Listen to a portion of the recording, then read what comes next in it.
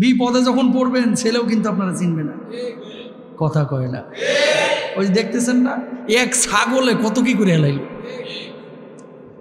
বুঝেন নাই? ছেলে কয় আব্বার আমি ছাড়বো না, মেয়ে আবার কয় আব্বার আমি ছাড়বো না। ছেলে বলল যে উনি আমার আব্বা, বাপে বলতেছে না এটা আমার ছেলে না। কি যে একটা খেলা তামাশা! আর এই কথাগুলো তো আল্লাহ আগেই কোরআনে বলে দিয়েছে। কি রব্বুল আলামিন বলছেন, আল মালু ওয়াল বানুনা জিনাতুল হায়াতিদ দুনিয়া। সন্তান সন্ততি সম্পদ এগুলো পৃথিবীতে আল্লাহ রব্বুল আলামিন দিয়েছেন কেন? পৃথিবীটাকে সাজানোর জন্য। ওমাল হায়াতুদ দুনিয়া ইল্লা মাতাউল গুরুর। এই পার্থিব জীবন পুরোটাই ধোঁকা। কথা কোন ঠিক না? আচ্ছা ভাই, একটা কথা বলি আপনারা, খুব মনোযোগ দিয়ে শুনবেন। স্ট্রেট ফরওয়ার্ড কথা বলা ভালো। টাকা যে আপনি কামাচ্ছেন বা আমি কামাচ্ছি বা আরেকজন কামাচ্ছে, টাকা কি সব নিজে খাওয়ার জন্য কামাচ্ছেন? কয় টাকা ভোগ করেন আপনি? বরঞ্চ আপনি যা সঞ্চয় করছেন খেয়াল করে দেখেন। ধরেন আপনি 10 কোটি টাকা কামাইছেন বা 10 লক্ষ টাকা কামাইছেন, আপনি 2 লাখও ঠিক মতো খাইতে পারেন না।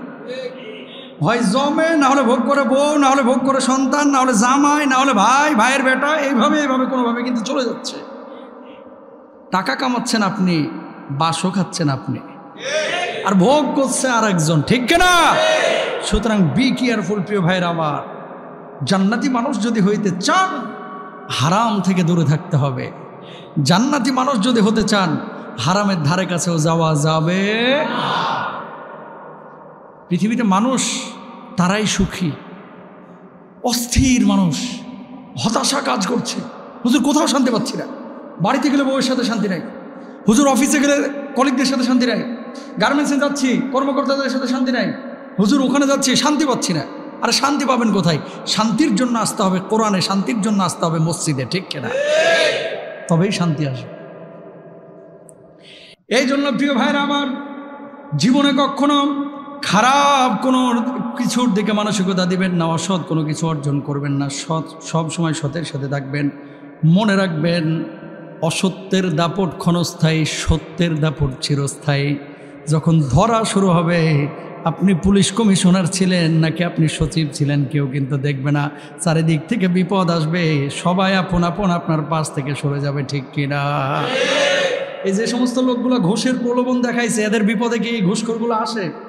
যারা দিছে এরা কি কেউ আসে? না। সমাজে মুখ দেখানো যায় না ভাই। এজন্য সৎ জীবনযাপনের মধ্যে আলাদা একটা মজা আছে। ধরেন বাড়িতে আজকে যে আপনারা হয়তো অনেক আলু ভর্তা ডাল খাবেন, পেঁয়াজ মরিচ দিয়ে মাখায়া কষলায় হয়তো একটা তরকারি খাবেন বানায়া, এটার ভিতরে আলাদা একটা মজা আছে যে আমি হালাল খাচ্ছি। আর যেটা হারামখোর আজকে পোলাও রোস্ট খাবে, এটা চিন্তা করবে যে খাচ্ছি পোলাও রোস্ট, খাবারটা তো পেটের মধ্যে হালাল দিতে পারলাম না। খাবে, আরাম পাবে না, এসির বাতাস খাবে, শান্তি পাবে না। কারণ শান্তি টাকার মাধ্যমে আসে না, টাকা শান্তি আসে আসমান থেকে, আসমান থেকে, আসমান থেকে, ঠিক কিনা?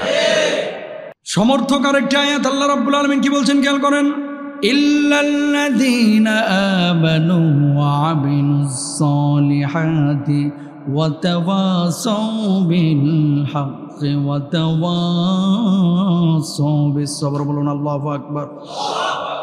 রাব্বুল আলামিন বললেন, ওই মানুষগুলো সফলকাম, ওই মানুষগুলো ক্ষতিগ্রস্ত না যারা ঈমান এনেছে, সৎ কাজ করেছে, যারা ধৈর্য ধারণ করেছে, যারা সৎ পথে মানুষকে আহ্বান করেছে। কিয়ামতের ময়দানে আল্লাহ রাব্বুল আলামিন ওই মানুষগুলোকে ডাকবেন, আর ডাকার পরে বলবেন, যা যা যা, জান্নাতের যেই দরজা দিয়ে খুশি সেই দরজা দিয়ে আল্লাহর জান্নাতে চলে যা। যাইতে চান না জান্নাতে? ইনশাআল্লাহ বলেন। আসসালামু আলাইকুম।